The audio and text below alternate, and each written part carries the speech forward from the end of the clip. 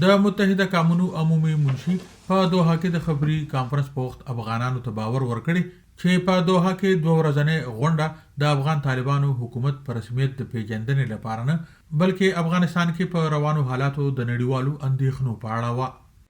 Let me be crystal clear.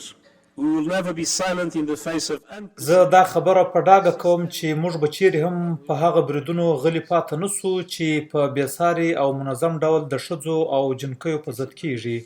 افغان طالبان وایي که دوی غونډې ته وربلل شوي وي نو مثبتې نتیجې به مخې ته راغلي وي. د طالبانو مرستیال ویان AFP خبري ادارې ته ویلي دي باید ورسره د فشار اچولو په ځای خبرې وکړي شي. بله په دې برخه کې متاسفانه هغه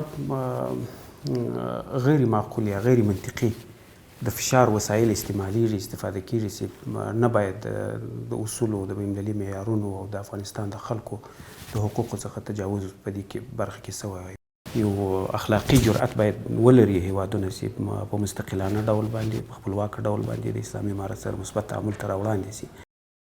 په داسې حال کې چې په دوحه کې د افغانستان په اړه غونډه روانه وه کابل کې خزینه فعالانو د سختو بندیزونو باوجود بیا هم د احتجاج په وخت د نړۍ نه غوښتنه کوله افغانستان کې د ښځو حقونه یقیني کړي شي او د طالبانو حکومت باید په رسمیت ونه پیژندل شي.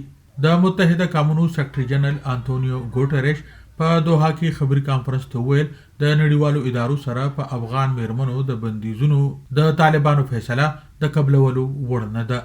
Participants agreed on the need for a strategy of engagement. د کانفرنس ګډونوالو د افغانستان د استحکام په خاطر د رابطو د ضرورتونو ستراتیژي باندې اتفاق کړی دی.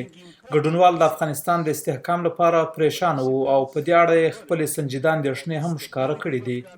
د امریکا د خارجه وزارت لخوا د دوشنبه په ورځ د مذهبي ازادیو په نړیوال رپورت کې ویل شوی چې افغانستان کې د طالبانو زور زیاتی کې اضافه شوی او د حق غوښتونکو او مخالفینو لپاره زغم نور هم کم شوی دی. تیرونه د سلامتي کونسل په غونډه کې په یو متفقه قرارداد کې د نړیوالو ادارو سره په ښځو کارکونکو د بندیزونو غندنه شوې ده. په قرارداد کې د طالبانو نه غوښتنه شوې وه په ښځو جنکو د بندیزونو فیصله دي په فوري توګه بیرته واخلي. نوشیروان کلندر VOA ډیوا واشنگټن DC.